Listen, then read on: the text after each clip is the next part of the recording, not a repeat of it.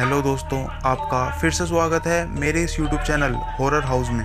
दोस्तों, आज मैं आपको अपनी इस वीडियो में यूएसए के एक ऐसे घर के बारे में बताने वाला हूं जिसे अमेरिका का सबसे डरावना घर भी कहा जाता है, जिसका नाम है वेले हाउस। जहां आज भी वेले परिवार, जो कि अब इस दुनिया में नहीं है, लेकिन उनकी रूहें आज भी इस घर में अपना बसेरा किए हुए हैं। आज इस 21वीं शताब्दी, जिस समय दुनिया विज्ञान के बलबूते इतना आगे बढ़ चुके हैं कि इंसान को सब कुछ करने की शक्ति देती है, लेकिन दुनिया में एक ऐसी भी शक्तियां हैं जहां इंसान और उसका विज्ञान दोनों ही घुटने टेक देते हैं। वह है मौत और रूहों की दुनिया। दुनिया भर में कई लोगों ने रूहों से रूबरू होने की बात को स्वीकार किया है, लेकिन बहुत से ऐसे भी लोग हैं जो इन बातों में विश्वास नहीं करते। ऐसे लोगों के लिए किसी ने सिर्फ एक बात कही है कि इसे वही मान सकते हैं जो इस दुनिया में अपनी ज़िंदगी को मानते हैं। मतलब यह है कि जब आप खुद इनसे रूबरू होंगे तभी इन बातों पर विश्वास कर पाएंगे। इसके अलावा कुछ लोग डर के कारण इन बातों पर विश्वास नहीं करना चाहते। तो आइए एक बार अमेरिका के उस वेले परिवार और उस खौफनाक घर के बारे में जानते हैं। वेले हाउस को थॉमस वेले ने सन 1857 में बनाया था। वेले हाउस एक ऐसा घर था जो कि पुराने सैन डिएगो, कैलिफोर्निया में एकांत में बनाया गया था। इस मकान को थॉमस वेले ने खुद डिज़ाइन किया था और उस समय $10,000 का खर्च इस मकान पर किया था। वेले हाउस काफ़ी बड़ा मकान है। इसमें उस समय की आधुनिक सुख सुविधाओं की पूरी व्यवस्था की गई थी। वेले हाउस में हादसों की शुरुआत थॉमस वेले के 18 महीने के बेटे जूनियर थॉमस की मौत से हुई थी। जूनियर थॉमस अभी 18 महीने का ही हुआ था कि उसे तेज बुखार ने अपने कब्जे में ले लिया और उसकी मौत हो गई। आपको बता दें कि वेले परिवार के इस घर में आने से पहले ही थॉमस मानते थे कि इस घर पर रूहों का कब्जा है। ऐसा बताया जाता है कि जिस साल उन्होंने इस घर को बनवाना शुरू किया था, उसी वर्ष एक व्यक्ति ने फांसी लगाकर खुद की जान दे दी थी और उसकी आत्मा आज भी इस मकान के इर्द गिर्द घूमती रहती है। बेटे की मौत के बाद इस परिवार में कुछ सालों के बाद 2 और बेटियों का जन्म हुआ।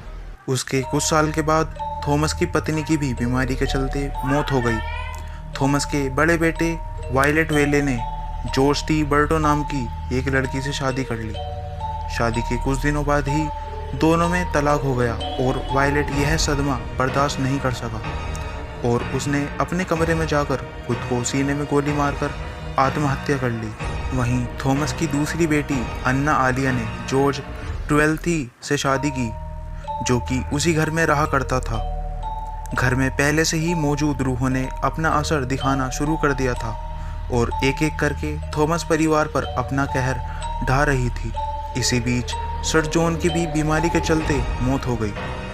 मौतों का ये सिलसिला शुरू हुआ तो सन 1961 तक चलता रहा और एक एक करके इस घर के सभी सदस्यों की मौत हो गई। वेले हाउस, जो कि अपने ही बनाने वालों की मौत की वजह बन गया था। इसी वजह से इस मकान को कोई भी खरीदने के लिए तैयार नहीं होता था। लोगों का मानना था कि जो भी इस मकान को खरीदेगा या इसमें रहेगा, उसे भी ये रूहें मौत के घाट उतार देंगी।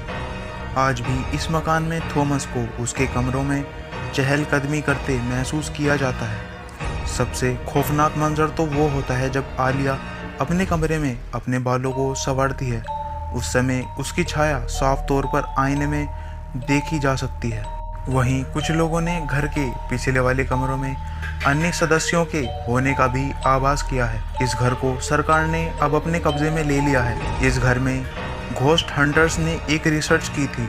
उस रिसर्च की टीम में शामिल एक व्यक्ति ने बताया कि जब वो इस घर में प्रवेश कर रहा था, उस समय रात के 1 बज रहे थे और चारों तरफ भयानक अंधेरा था। जब वो घर के अंदर पहले कमरे में दाखिल हुआ तो उसे लगा कि कोई महिला जो कि अपने हाथों में कुछ लिए हुए है और अंदर के कमरे के दरवाजे की तरफ जा रही है। जब उस व्यक्ति ने उसे पुकारा तो वो पीछे मुड़ी। उस समय उसके बालों से उसका चेहरा ढका हुआ था और हाथों में एक कंघी जैसी कोई चीज़ थी।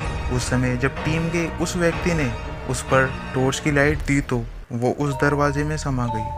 इसके अलावा वेले हाउस में वॉयलेट के कमरे में जब वो गया तो उसे ऐसा महसूस हुआ कि कोई उसके पीछे पीछे आ रहा है और जब उसने पीछे पलट कर देखा तो वेले का पूरा परिवार उसके पीछे खड़ा था। इतना देखकर वो जल्दी से वॉयलेट के कमरे में घुस गया, जहाँ एक कुर्सी रखी थी जो कि अपने आप हिल रही थी। जब वो उस कुर्सी के पास गया तो उसने देखा कि कमरे की खिड़की जिस पर शीशे लगे हुए थे और शीशों से कोई अंदर देख रहा था।